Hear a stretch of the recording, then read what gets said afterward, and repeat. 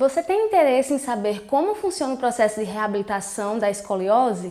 Vem comigo que eu vou te contar nesse vídeo.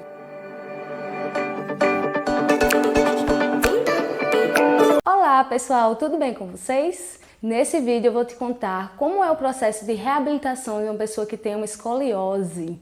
Então já deixa seu like, já curte o vídeo, já se inscreve no canal porque tem muita dica boa sobre reabilitação de coluna, informações para você entender como funciona a coluna, como é que é um processo de dor, quando se preocupar, quando não se preocupar. Então já deixa sua inscrição aí para você acompanhar todo o conteúdo desse canal. A escoliose é popularmente conhecida como um S da sadia. Muitas pessoas que chegam falando que tem escoliose falam: eu tenho um S na coluna, tenho um C na coluna. Sendo que a escoliose é muito além disso, ela é uma deformidade tridimensional, ou seja, tem 3 aspectos a serem observados. Tem essa questão sim que você pode observar uma pessoa de frente e ver que ela tem uma curva em C ou uma curva em S, na verdade são 2 curvas e aí formam um S, mas também uma pessoa com escoliose tem uma rotação nas vértebras. Eu costumo dizer que essa rotação das vértebras assemelha-se com uma escada em caracol. Então é como se a coluna rodasse sobre ela mesma. E essa deformidade a gente consegue visualizar se olhar uma pessoa por cima. Então há uma rotação também. E além disso, há também, geralmente, a perda da curva fisiológica da coluna dessa pessoa. Então, se ela tem uma escoliose, uma inclinação na região torácica, provavelmente ela também tem uma diminuição da cifose, daquela curva que é para trás. Então, quando você olha uma pessoa de frente, ela tem uma inclinação lateral. Quando você olha uma pessoa de cima, ela tem uma rotação das vértebras. E quando você olha a pessoa de lado, você vê também que ela tem uma retificação da coluna. E isso é muito importante observar, porque nós vamos basear o processo de reabilitação dessa pessoa nessas curvas. Se ela tem mais rotação, se ela tem mais inclinação, se ela tem mais perda de cifose. E além disso, eu acho que é muito importante ressaltar aqui, a nível de informação, a nível de compreensão, principalmente se você tem uma escoliose, você entender que a escoliose não é um mero desvio postural, não é uma questão só de postura ali da coluna. Ela é uma doença progressiva. Então envolve o sistema locomotor, envolve a coluna, músculos dessa região, mas também envolve outras características em outros sistemas. Pessoas que apresentam escoliose geralmente têm diminuição da atividade do sistema nervoso central, no comando do equilíbrio, do controle postural. Pessoas com escoliose têm também deficiência hormonal que compromete a eficiência da contração muscular, a saúde do músculo. E pessoas com escoliose também têm um déficit de vitamina D e de cálcio, o que afeta a saúde dos ossos.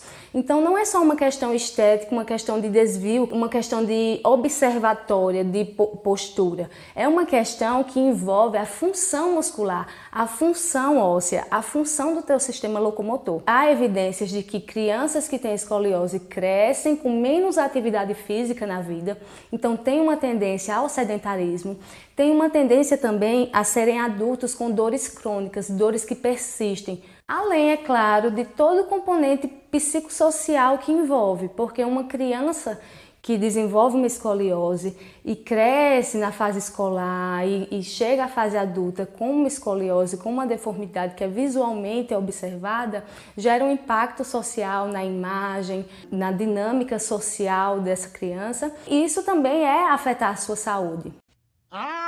Então, quando nós identificamos uma criança com escoliose, um adolescente com escoliose, nós buscamos identificar o grau de curvatura, o grau de inclinação que essa coluna tem, o grau de rotação que essa coluna tem, para a gente entender qual exercício específico essa criança vai precisar. E daí eu já te dei o spoiler do que é o tratamento para escoliose. Não é aqueles coletes que vêm até aqui o queixo.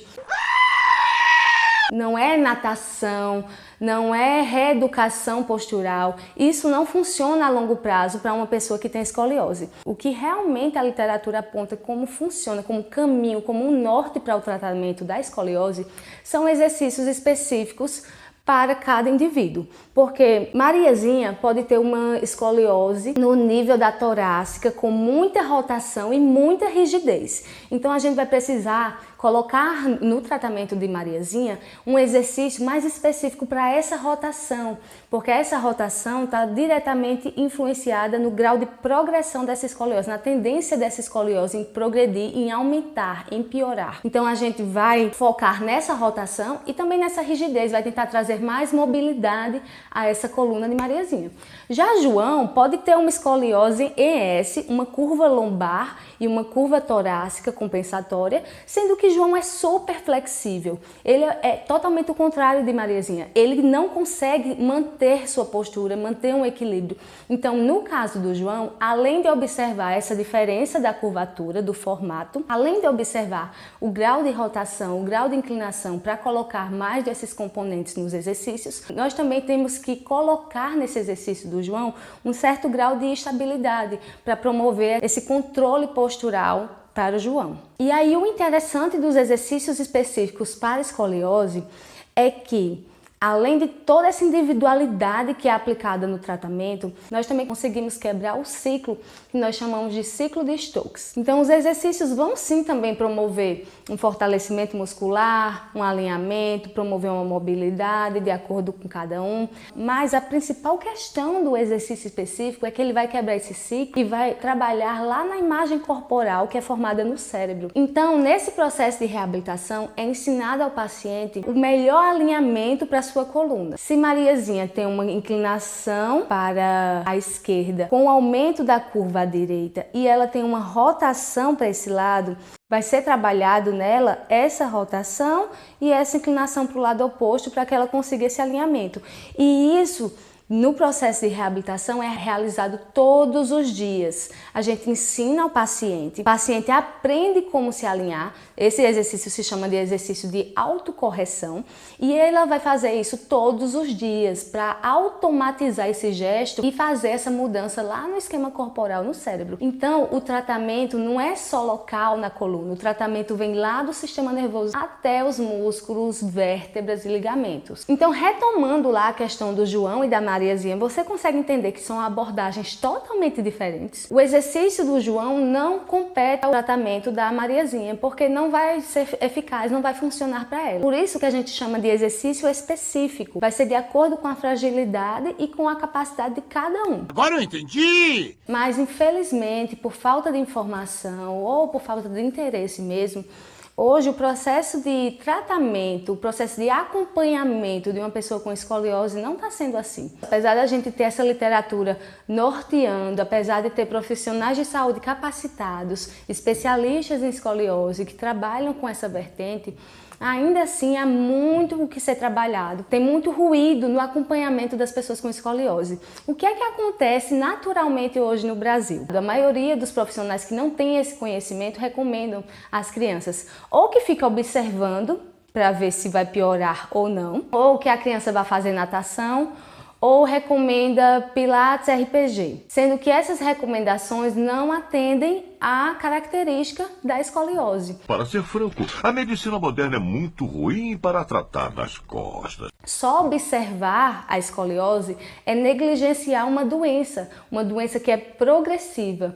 Se eu sei que aquela doença tem uma forte tendência a progredir, eu vou ficar só olhando. A mesma coisa é a natação. A natação é uma ótima atividade física, é um ótimo esporte, fortalece o corpo, sim, mas ela não é específica. Ela não vai tratar a escoliose. Ela vai, sim, fortalecer outros aspectos da criança e do adolescente, mas não vai tratar a doença em si. A mesma coisa acontece com o Pilates e o RPG. Se a gente precisa detalhar, olhar para essa curva, alinhar, trabalhar exercícios que vão lá no sistema nervoso central, para também abordar aspectos hormonais, aspectos celulares, aspectos do músculo e das vértebras, eu preciso de ter especificidade.